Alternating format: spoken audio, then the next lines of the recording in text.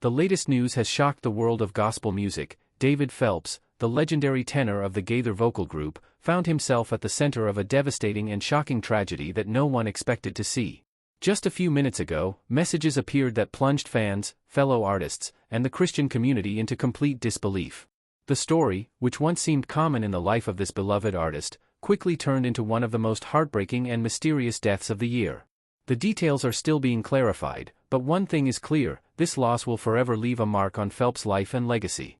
The death that left fans speechless is just the beginning of a story that will change everything we thought we knew about this beloved artist. Stay tuned, and we will tell you about the details that led to this introduction. David Phelps, a name synonymous with powerful gospel music, is more than just an incredible tenor. He's a man whose life has been marked by passion, dedication, and, at times, profound personal sorrow. Many know him for his captivating voice and his time with the Gaither Vocal Band, where his talents gained international recognition. Yet behind the admiration, the fame, and the applause, there is a deeper story, a story of the emotional toll of a demanding career, the sacrifices made, and the challenges that not even the strongest voice can escape.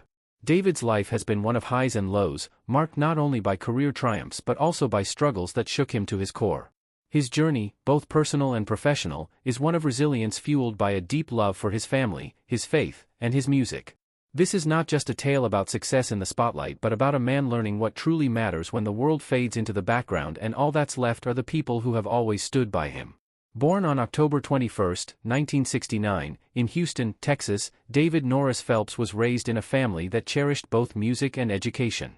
His father, Gene, was a business educator, and his mother, Mary Ella, was an English teacher. Growing up in such a nurturing environment, David was encouraged to develop his creativity from a young age, and music became his first true love. His childhood was filled with performances in local church choirs and school events, where he began honing his vocal skills. It was clear from the start that David had a gift for music, a gift that would eventually lead him to the world stage. But music wasn't just a pastime, it was a way for him to connect to something greater than himself, a theme that would persist throughout his life and career. But I was born into a singing family, a musical family. I'm the youngest, and so they were making music when I got there, and I just joined in. And it was a lot centered around faith and church, and my grandpa was a preacher for 50 years, and so, of course, all the opportunities just started happening in church. And, as soon as they figure out you can make music, they're like, come on, let's do it every Sunday, Everybody's doing it. Yeah. And so, and even at home, it was something that drew us together. Mom played the piano and had a great voice, and we would just sing together. We'd be driving down the road on a vacation or whatever, the radio would go off, and we would all grab a part and just start singing in the car. It's just crazy to think about that. I thought everybody did it, but nobody really does. David's passion for music was matched by his commitment to education. After high school, he attended Baylor University in Waco, Texas, where he earned a degree in music and vocal performance. It was there that he met his future wife, Lori Purtle, a woman who shared his values of faith, family, and dedication. They quickly bonded over their common beliefs, and this connection would become the foundation for their life together. Their marriage would prove to be a vital source of support as David embarked on his musical career and later as they faced the challenges of raising a family while navigating the pressures of his increasingly demanding career. Rise to fame. Joining the Gaither Vocal Band, David's big break came in 1997 when he joined the prestigious Gaither Vocal Band, a group that would propel him into national and international stardom. Under the mentorship of gospel music legend Bill Gaither, David's voice became a key part of the band's sound, and he quickly earned recognition for his impressive vocal range and emotional depth. His time with the Gaither Vocal Band, spanning from 1997 to 2005 and again from 2009 to 2017, was marked by numerous accolades, including Grammy and Dove Awards. His powerful performances, featured in iconic songs like It Is Well With My Soul, O Holy Night, and Nessun Dorma, demonstrated his versatility and cemented his reputation as one of gospel music's greatest singers. During this period, David's life as a professional musician was filled with accolades and recognition, but this success also came with its challenges. The demands of constant travel, long hours of rehearsal, and the pressures of maintaining a public persona began to take their toll not just on David's health but also on his family life. The intense schedule of touring and recording meant long periods of time spent away from his wife Lori and their growing family.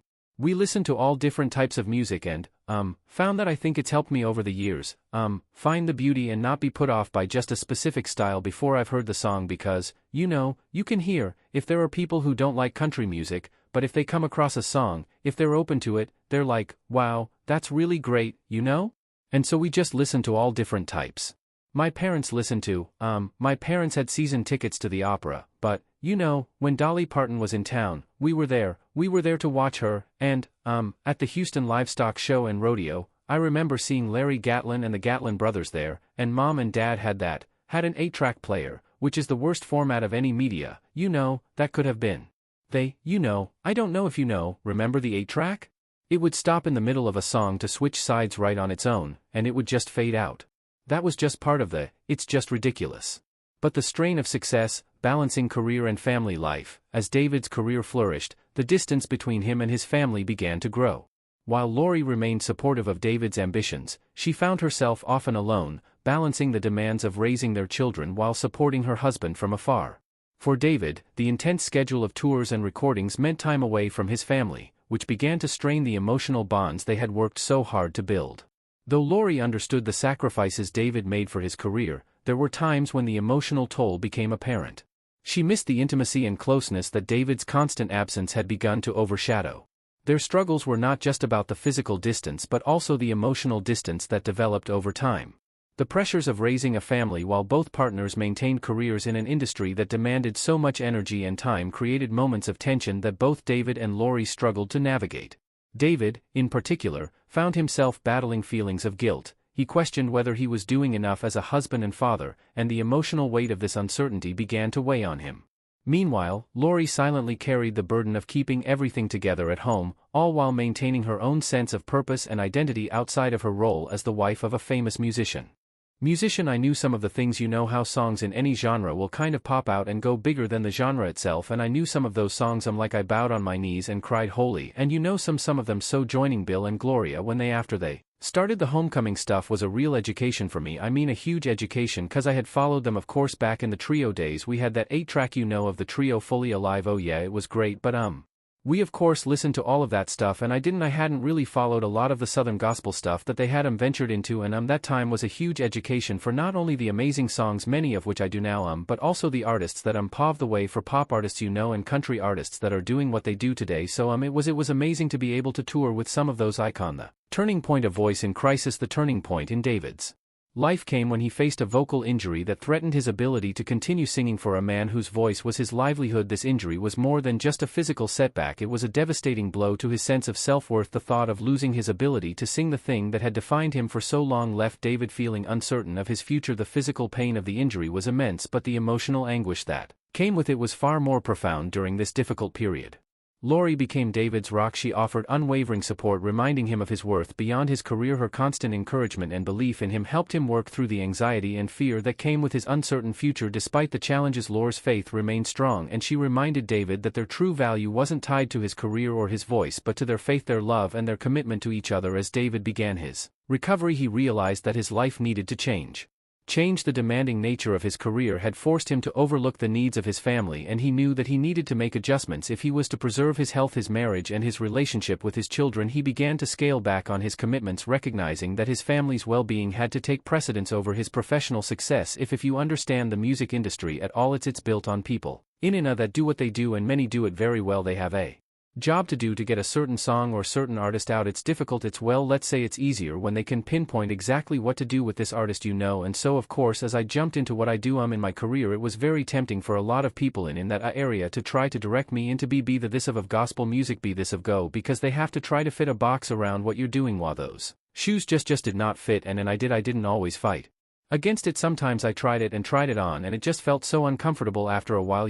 At some point I was just like, this is what I do. I don't know what else. I don't know how else to do it and do it honestly and do it well. I'm a vocalist and a stylist. When I found that word, I was like, that's what I am. I'm a stylist, and they talk about Tony Bennett that way, and they talk about, and I'm not trying to put myself on the same thing as Tony Bennett. I love Tony Bennett rebuilding finding balance between music and family. As David's voice healed and his confidence returned, he and Laurie took a step back to evaluate what mattered most. The pressures of his career had taken a toll, but the experience also led them to make meaningful changes in their lives. They recognized that balance was key not just in David's career but in their personal lives as well. David began to prioritize his family more intentionally, making sure to carve out time for his children and for Laurie. He realized that the constant pressure to perform and maintain a public image had left little room for the simple joys of family life. He was determined to change that. Laurie, ever the supportive wife, cheered him on as he made these changes, proud of him for finding a way to honor both his family and his career. Their bond grew stronger as they learned to navigate the demands of David's career and their growing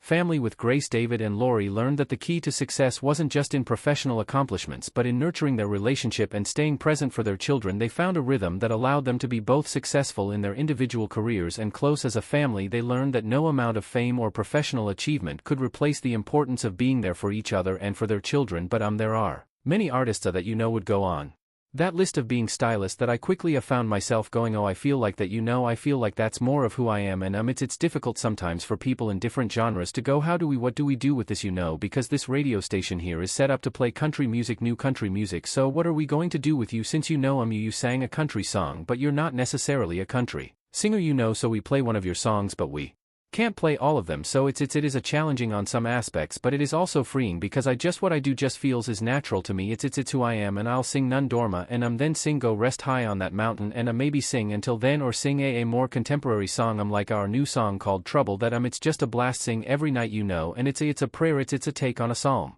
basically, but it's said in a way that is different than the strength of faith, overcoming life's challenges together. Throughout all of their struggles, one thing remained constant: their shared faith. For David and Laurie, faith wasn't just a belief, it was the foundation upon which they built their lives. Their unwavering commitment to each other and to their faith allowed them to navigate even the toughest times. As David's career continued, he found a renewed sense of purpose in his music, but he also found greater peace in his personal life. His faith, combined with Laurie's unwavering support, provided him with the strength to move forward. David often speaks of Laurie as the cornerstone of his life, the person who keeps him grounded and focused on what truly matters. In the years that followed, David and Laurie continued to work together, raising their children while also building successful careers. They both remained committed to their faith, which guided them through the highs and lows of life. Their relationship became a testament to the power of love, faith, and the importance of prioritizing family. There's a lot of that going on in my mind, a lot of musical things as well. The one of the things that's very important for what I do is a level of empathy and I'm constantly throughout a night, throughout an evening, I'm judging the response of the audience. How uncomfortable would that make them, and do we need to bring them back right now and make them feel okay, or can we push things a